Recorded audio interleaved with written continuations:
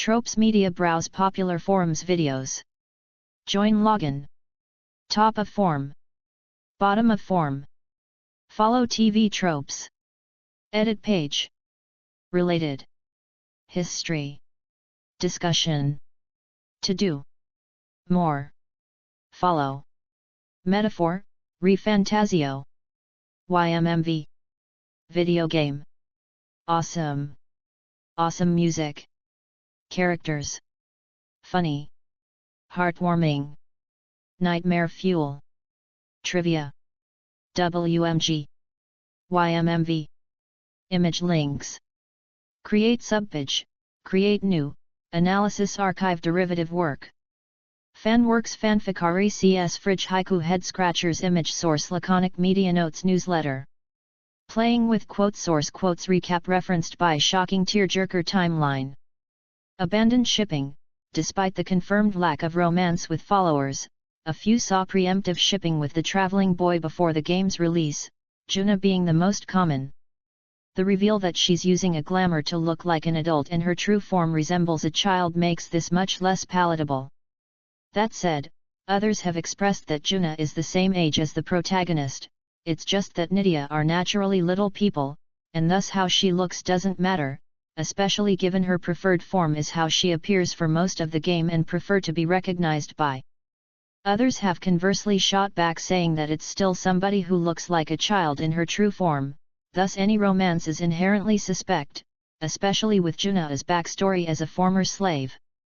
Anticlimax boss. Though it's justified by the story, Heismay doesn't put up much of a fight for being a notorious ex-knight turned criminal.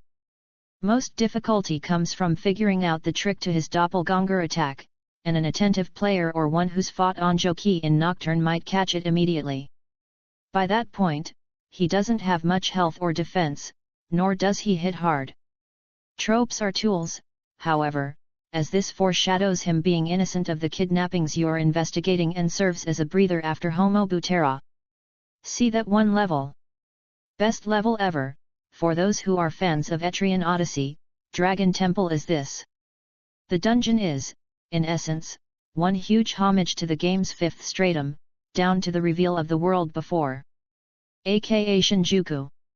This came with recreations of the levels themselves, down to the area names, the entire FOE mechanic of enemies only moving when you do returning as an unique enemy, and of course a newly orchestrated rendition of the theme of the fifth stratum. With the Etrian Odyssey series not having had a new installment in almost 5 years, aside from the recently released Origins Collection, a series of remasters re-released for modern platforms, fans have reacted extremely positively to this level and the associated shout-out. On the other hand, it's also commonly seen as that one level by those less familiar with Etrian due to its extreme length and complicated layout compared to the other dungeons. Common knowledge, while being developed by Atlas, discussion of the game's similarities to Persona 5 and its advertising would have you believe that it was being handled by P Studio, the specific Atlas subdivision focused on the Persona series. While a few key staff members contributed to P Studio, the game is actually handled by Katsura Hashino's new subdivision Studio Zero, and P Studio as a whole didn't contribute to the game from the start. Complacent gaming syndrome. From the outset, Traveler's Voices showed the vast majority of players using a magic build on the protagonist. This could be due to the utility of Mage, see Game Breaker, or that you don't get a party member with a true Black Mage stat spread, Juna, until several arcs in. Demonic Spiders, Homo Fios, the elite mook guarding one of the paths on the way out of the giant sandworm's belly. For starters, the sandworm is trying to digest the party and forcing a 15-minute timer that will force a game over. Fios skills consist of Fishy Fandango, which raises its accuracy/evasion to the maximum possible level, debuffing the party's own accuracy/evasion, and an ice attack that causes the frostbite status ailment which reduces outgoing damage. All of this compounds to an absolutely infuriating fight, due to the fact that missing any attack will cause you to lose 2 entire press turn counters. Homo Fios will waste your time to the point that fighting it likely be the most time-consuming thing one does in the Sandworm dungeon, and then there's an actual mini-boss encounter to get through as well. Ensemble Dark Horse, Batlin, a crier for the Sanctist Church, quickly became a fan favorite for his bombastic speeches and his interest in the Traveling Boys campaign. This is despite having no presence in promotional materials besides a few voice lines and a brief introduction, much less the fact he's not one of the Traveling Boys' followers. He even goes on to become one of the Traveling Boys' biggest supporters in the endgame. Fan nickname. Specific nicknames and their variants crop up a lot for Metaphor ReFantazio characters sharing physical resemblance, most specifically the hair color, with characters from other Atlas franchises. Shin Megami Tensei fans in general call Lewis as Lucifer or Hellel. Persona 3 fans use Makoto or Makoto Tuki for the Traveling Boy, Pixie Yukari or Pixie Carry for Gallica, which is also a double reference to the Pixie Demon in the general Shin Megami Tensei games, and Elf Chidori or Hulk Endori for Hulk Enberg. Persona 4 fans call Strahl as Narukami or Brioche Narukami. Fridge Brilliance. As we in the real world can see, our world is far from the utopia described in Moore's book. And of course it is. Because Moore only saw our world from what remained of it and its records. Any survivors of the old world likely looked back with rose-tinted nostalgia when they wrote the records the king based his book on, along with the king projecting his own ideals onto them. That members of different tribes can interbreed makes more sense when it's revealed every tribe are actually mutated humans. And as seen from half-breeds, it seems like breeding between tribes causes the mutations to lessen, as seen from Maria's Ishkia wings being much smaller and Zorba having only one Clemar horn and his mystery eye being permanently shut. And as seen from the prince looking like a pure Elda, it's possible that more and more interbreeding between the tribes would inevitably recreate the human race as their more non-human traits are phased out, something the early Sanctist Church did not want to happen and thus did its best to condemn half-breeds. Fridge Horror. Forden is so violently racist that he led multiple ethnic cleansing campaigns against the Elda and attempted to murder the prince, a young boy at the time, just because he was mixed race and he's considered a moderate by Sanctist standards. If someone like that is considered a safe, reasonable option, then what does it say about the average Sanctist authority? And just how bad would a radical Sanctist be? Friendly fandoms, complementing the popularity of Fire Emblem, 3 houses with Persona and Shin Megami Tensei fans. Fire Emblem fans have received Metaphor very warmly, finding a lot of familiarity in this game's tone, world building, and characters. In particular, the protagonist is a blue-haired swordman who turns out to be a heroic and politically active prince, with many joking that this is the real Shin Megami Tensei X Fire Emblem. Game Breaker. The Mage Archetype's hero passive restores MP every time the protagonist defeats or stuns an enemy on the field. This effectively gives you unlimited MP, as most dungeons include at least one type of weak enemy that can always be destroyed in field combat, and there'll be even more as you level up. Combine this with the Knight Archetype's First Aid, a small heal for 2 MP only usable outside of battle, and you effectively have free HP refills too. This trivializes much of the resources management gameplay and makes completing dungeons in one day much easier. The Merchant Archetype's hero passive. For every fight the player does, they're rewarded with money equal to their level multiplied by 15. While already useful, it fully reaches into game breaker territory due to the fact that it only cares about the player's level, meaning you can spend an hour fighting low-level trash mons that get instantly killed without even entering into combat proper and still receive the rewards. This allows the player to stock up on items and buy the most expensive gear as soon as it's available. Later in the game introduces royal classes, unique classes only a certain character can use. While some are better than others, of particular standout is Heismay's and Hulkenberg's. Heismay's Royal Thief class comes with a passive skill that removes all enemy press turns if he dodges anything. This conveniently comes with another free passive that halves enemy hit rate on any attacks on him. This already gives great dodge chances alone, but if you happen to know what attacks the enemy will use ahead of time, you can equip Heismay with the appropriate dodge passives, increasing the chance to nearly 100%. And since these are all passives, Heismay can be free to do other things. Thieves also can eventually get a weapon that comes with a free dodge physical passive, freeing a lot of skill slots and saving guesswork. As for Hulkenberg, knights can eventually get a weapon that increases the chance of counters working, and Royal Knight happens to have an omni counter for anything not almighty. Put as many counters as you can on Hulkenberg, and just like Heismay, any non-almighty attack on her will have a very high chance of removing the enemy's turn entirely for free. Genius bonus: the vocals of the game's battle theme are in a variation of Esperanto, an auxiliary language spoken internationally in multiple countries. Given the game's emphasis on travel and different cultures, it's only APT. The language was created as an attempt at world peace via a universal form of communication, fitting with the game's theme of achieving peace between the tribes. I knew it.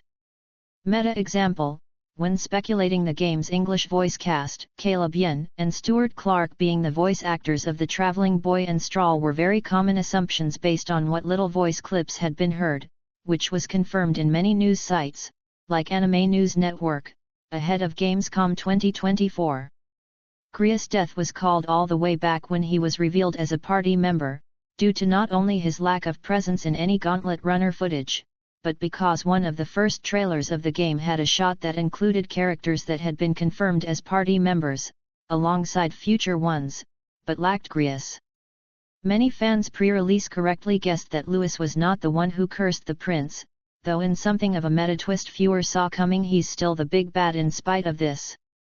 A select few people had speculated that the world of Metaphor is a post-apocalyptic future that's Earth all along, citing Atlas's creator Thumbprint to often invoke this trope on a seemingly normal high fantasy world like in the first Etrian Odyssey game, and that the humans we see in the trailers are called that as they are mutants while the tribes that we play as are among the least affected mutated people.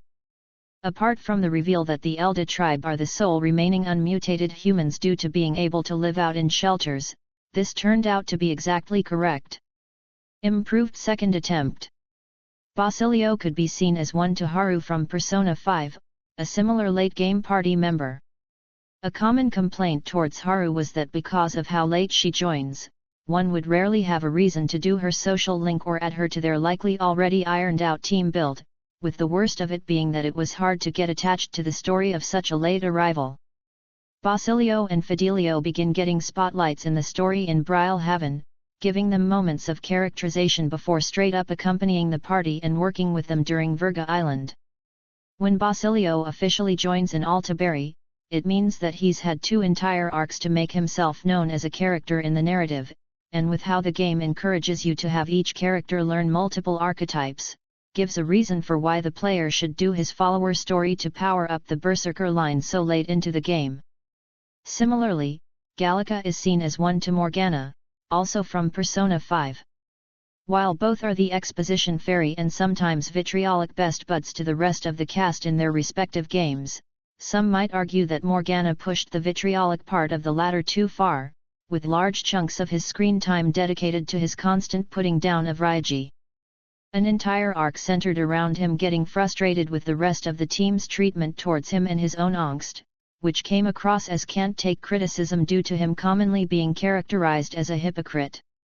Gallica on the other hand is very often shown to be respectful of everyone around her, seems to genuinely care for everyone in the party, and she never crosses the line past playful banter. It's the same, Now It Sucks, early previews of the game showing off the combat, archetype, follower, and calendar systems drew a bevy of complaints from onlookers who perceived it to be another rehash of Persona's gameplay systems, and many wondered why Atlas wasn't labeling what could very easily pass as a Persona spin-off as just that. The June 2024 presentation showing that the protagonist more or less also has his equivalent of a Velvet Room, complete with skill transfers between archetypes, didn't help matters. Mimetic mutation. Metaphor ReFantazio / Metaphor, Simile Edition explanation. Lotus Mead, Lotus Bard, Lotus Juice's ancestor explanation. Makoto and Agi's love child explanation. Fantasy is dead explanation. Misa-imed fandom, Louis has been a point of discussion in player circles, with the main topic being that it seems counterproductive at best and hypocritical at worst for the party to be working against him if they're aiming for equality in Euchronia when Louis claims to want the same. This neglects the fact that the game eventually begins taking apart Lewis' ideology in depth, pointing out that while he claims to want a world where people are equal if they prove themselves, the specifics of what he wants actively works against the weak, disabled, or otherwise unable to prove they have a right to exist, in addition to his flippant attitude towards other tribes for his goal, including telling Yufa to her face that he would burn down Etria if he had to in order to get Draco Dios, actively undermining any claim to equity he makes. Narm Charm. Stroll's awakening has him take the microphone heart he took out of his chest, before stamping on a rock and shouting into it about his loss, and about how he'll make Klinger pay for abandoning his village and leaving the soldiers under him to die. The framing almost makes it look like a professional wrestler making a call out to their opponent, complete with a previously non-existent crowd appearing to cheer him on. Despite all of this, Stroll's sheer conviction and performance is enough to endear certain players to him and his mission. Edney proudly deciding to name the mystery village Etria. Such a tongue-in-cheek, hokey reference in any other context would seem eye-rolling, but after an entire dungeon, and arguably arc, that served as a whole plot reference to the first EO's Shinjuku dungeon, complete with 1:1 level design, treasure, monster layouts, and floor names to the original stratum, it crosses over into borderline heartwarming and caps off what is essentially a love letter to one of Atlas' biggest other RPG series. Porting disaster. The PC version of the demo was on launch plagued by poor performance and various other issues, even on beefier rigs. Even the file size was 2/3 of the final game despite only containing the prologue. This was quickly patched, and the full game runs about as smoothly as the PS5 version on appropriate hardware. Scrappy mechanic. Unlike most RPGs, including Atlas' usual fare, you can't interact with entrances or exits to buildings unless they're physically on screen. Some buildings, like the church in Grand Trad, have fixed camera angles that require you to manually spin the camera before you can leave, which is inconvenient. Slow-paced beginning. The first hour is mostly spent running from unbeatable enemies and walking from cutscene to cutscene. The pace picks up after you reach the northern fort, but prepare for plenty of interruptions for the game to introduce new combat mechanics. Spiritual successor. The battle system is probably the closest we'll get to a third Digital Devil Saga game, press turns, a highly customizable party, and synthesis attacks being combo skills in all but name. The archetypes being transformations rather than Persona-esque fighting spirits or separate entities entirely like mainline Shin Megami Tensei's demons doesn't hurt the comparison either. A medieval fantasy RPG with Shin Megami Tensei elements calls to mind the Last Bible series, an actual Megaton spin-off in a fantasy setting. Arguably the closest we'll ever get to a console version of an Etrian Odyssey game, the story is set after the end, countless years into the future where Earth has been changed so drastically it hardly looks like the one we know of, courtesy of a great calamity that necessitated a grand project to keep humanity and its future alive. One of the biggest reveals even involves the party discovering the ruined remains of Shinjuku, which was one of the biggest plot twists in the first Etrian Odyssey game. That one boss, Sogni the Icebound. Despite the fire weakness it has, Rella, who is supporting the boss from the sidelines, will constantly use Quartz Wall on the dragon, which acts as an elemental shield that blocks all elemental attacks. This means that you either have to constantly find ways to get around the shield, or deal physical attacks on it. There is also the fact it constantly uses party-wide ice magic which inflicts frostbite, which will decrease the damage you do and force you to constantly heal your party of any ailments. It also can buff its attack power, and use a move to lower every party member's stats by 2 notches each. Overall, this dragon can serve as an incredibly hard boss fight. That one level, the insides of Homo Butera are a brutal experience due to being a timed mission with strong enemies and damaging hazards, and strong treasures located in branching pathways, while clearly warning you'll never return here. This can stoke players' FOMO just enough to make them reckless, and unlike most of the game, dying at any point kicks you back to the start of the dungeon. The timer still counts down in battles, so the animation skip button is vital, and the second segment features an optional human mini-boss that maximizes its agility and debuffs yours, just to stall out the timer. Buff removal doesn't help since it'll always recast Fishy Fandango if it's not active, and if you get all the loot there but cut it close? There's a surprise mini-boss just before the exit. They changed it, now it sucks.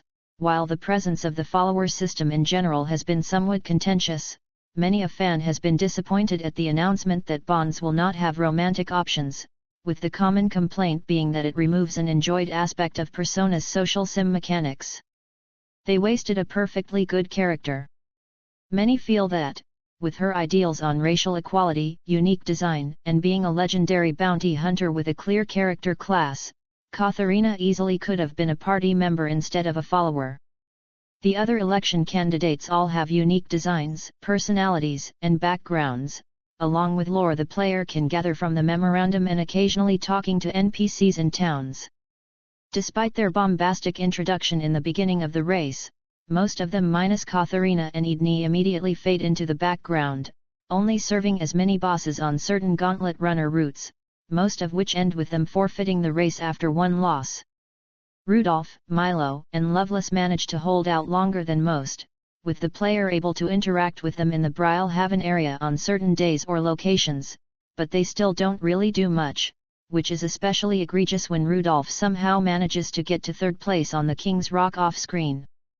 Many players enjoyed Batlin and Fabienne so much that they were disappointed they're merely NPCs and not followers. Captain Klinger was built up as a potential rival for Strahl, and has a personality and voice performance that oozes love to hate. However, the next time he appears after his boss fight, he gets unceremoniously eaten alive by a human. They wasted a perfectly good plot. Some players have expressed disappointment at the Altaberry Heights arc and its relative lack of story content. While a lot of plot threads are resolved at breakneck speed, the arc has no real main dungeon to speak of. The Opera House is a very short one with a linear path up to Louis' assassination attempt and the resultant duel, and the following chase to kill Rella after it's revealed she was behind the Prince's curse concludes with a single fight at the Mage Academy. Players found it especially egregious that such an area, which has had a lot of foreshadowing and build-up up to that point, ended up being a location you don't really even explore and cannot return to later on. Unintentionally unsympathetic, Joanna in the Mardyra arc is portrayed somewhat sympathetically and treated as such in universe by the heroes, but the level of malice she shows in spite of her dark and troubled past meant that a few players didn't share the party's sentiments. She's been feeding innocent people of the town to a monster, due to Joanna's desperation to feel like she regained her child. While she does have a tragic past, namely that her mixed-race child was murdered by the nanny due to superstition and prejudice, the fact remains that Joanna fed innocent people to a giant monster, including children. And yet the party sympathizes with Joanna and the fact that she's a multiple child murderer who put at least 15 parents through the same grief she suffered, never mind the other innocent people that Joanna also fed to the beast. While she does get executed for her crimes, and it's heavily implied her madness was due to melancholia corruption born of regret and sudden lucidity after defeating her child, it can be somewhat boggling to players that Joanna is given so much sympathy. And even though Joanna agrees she went past the moral event horizon and willingly submits to punishment, the fact that she was treated with any kind of sympathy without much in the way of being called out for it made even her execution fall a bit flat. What do you mean, it's for kids? Metaphor released with a T rating, as opposed to Persona or Shin Megami Tensei usually getting an M. While Metaphor generally manages to skirt around explicit violence via liberal use of gory discretion shot, the rating has still managed to tilt some heads, given that what is shown, on-screen lynchings, body horror, people being mangled with blood gushing from their body, seems a little visceral for a 13 and up barrier of entry. Note however that this only applies to America, its rating is on PAR with SMT elsewhere. It's likely this is because, while Metaphor is dark and violent, it contains little in the way of sexual content. Show spoilers. Night vision. Sticky header. Wide load. Important links. Ask the Troper Strope Finder Media Finder Trope Launchpad Tech Wish List Reviews Go ad free. Crucial browsing. Resources. Advertisement. Top. Edit page. Related. History. Discussion. To do. More. TV tropes. About TV tropes. TV tropes goals. Troping code. TV tropes customs. Tropes of legend. Go ad free. Community. Ask the tropers. Trope launchpad. Trope finder. Media finder. Tech wish list. Reviews. Forum. Tropes HQ. About us. Contact us. Report bug. Changelog. DMCA notice. Privacy policy.